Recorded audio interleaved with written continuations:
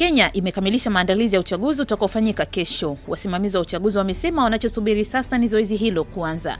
Hata hivyo, raia wanaondoka jijini Nairobi kwa hofu ya machafuko na kwenda vijijini, hatua inayodhaniwa inaweza kupunguza idadi ya wapiga kura katika jiji hilo.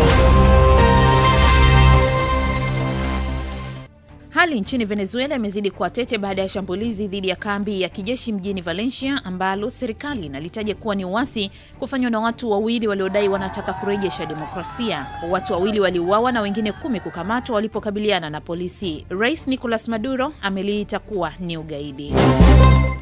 Israel imesema itakifunga kituo cha matangazo cha Al Jazeera nchini humo ikidai kinahamasisha vurugu. Tayari imewaagiza wasambazaji kuzuia matangazo yake na itabatilisha hati za utambulisho kwa wafanyakazi. Al Jazeera imeita hatua hiyo kuwa si ya kidemokrasia na kuahidi kuchukua hatua za kisheria.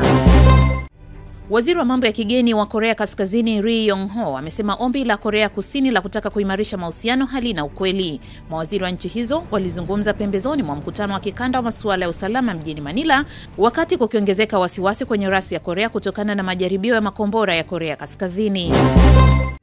Na timu ya soka ya wanawake ya Uholanzi imechukua ubingwa michuano ya Euro baada ya kuifunga Denmark kwa mabao 4-2. Uholanzi sasa linakuwa taifa la 4 kuchukua ubingwa na kumaliza utawala wa Ujerumani kwenye michuano hiyo wa miaka 22.